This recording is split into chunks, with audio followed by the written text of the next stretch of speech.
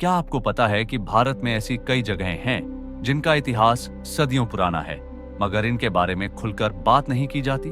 मुंबई का कमाठीपुरा, कोलकाता का सोनागाछी, दिल्ली का जीबी रोड, पुणे का पेठ इलाका और प्रयागराज का मीरगंज, यह वे जगहें हैं जिनका नाम सुनते ही लोग अलग अलग भावनाओं से भर जाते हैं। मगर इन गलियों में क्या सच में अंधेरा ही अंधेरा है, या फिर यहाँ भी कुछ रोशनी की किरणें छिपी हैं? चलिए आज इन रहस्यमयी गलियों के अंदर झांकते हैं और जानते हैं इनके बारे में ऐसी बातें जो आपने पहले कभी नहीं सुनी होंगी। कमाठीपुरा, मुंबई की सबसे पुरानी और चर्चित गली, मुंबई जो सपनों का शहर कहलाता है, उसी शहर में बसी है एक ऐसी जगह जिसका नाम लेते ही कई सवाल खड़े हो जाते हैं। कमाठीपुरा एशिया का सबसे पुराना रेड लाइट एरिया, जिसकी स्थापना 1795 में हुई थी। ब्रिटिश शासन के दौरान यहां बड़ी संख्या में मजदूरों को लाया गया था, जिनमें से कई आंध्र प्रदेश और कर्नाटक के कमाठी समुदाय से थे। इसी वजह से इस इलाके का नाम कमाठीपुरा पड़ा। शुरुआत में यह जगह एक आम बस्ती थी, मगर धीरे धीरे यह उन महिलाओं का घर बन गई जिन्हें समाज ने अलग कर दिया था। 20वीं सदी के मध्य तक यह जगह इतनी कुख्यात हो गई थी कि इसे मुंबई का सबसे बड़ा रहस्य कहा जाने लगा।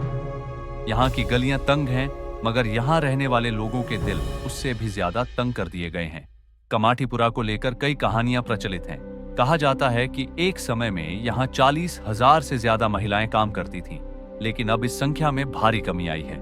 फिल्मों और वेब सीरीज ने इस जगह को और भी चर्चित बना दिया, लेकिन हकीकत इससे कहीं ज्यादा जटिल है। सोनागाछी, एशिया का सबसे बड़ा रेड लाइट एरिया। अगर हम एशिया के सबसे बड़े रेड लाइट इलाके की बात करें तो कोलकाता का सोनागाछी सबसे ऊपर आता है। यह जगह सिर्फ भारत में ही नहीं बल्कि पूरी दुनिया में चर्चित है।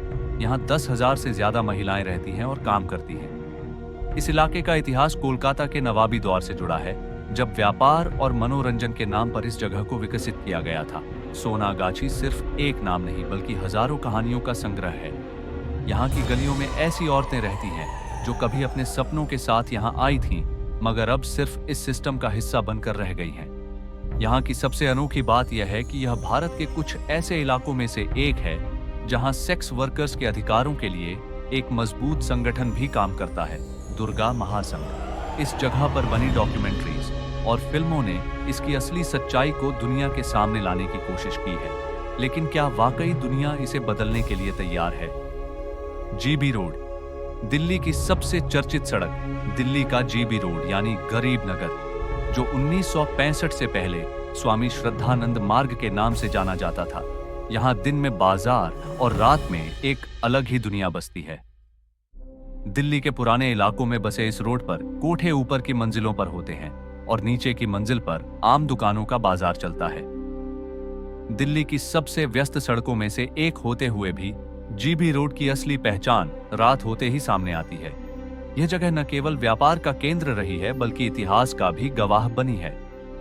कहा जाता है कि ब्रिटिश काल में यहाँ सैनिकों और व्यापारियों के लिए विशेष व्यवस्थाएं की जाती थीं, जो बाद में एक बड़े सिस्टम का हिस्सा बन गई। आज भी यहाँ सैकड़ों महिलाएं हैं जिनकी जिंदगी बाहर की दुनिया से पूरी तरह अलग है।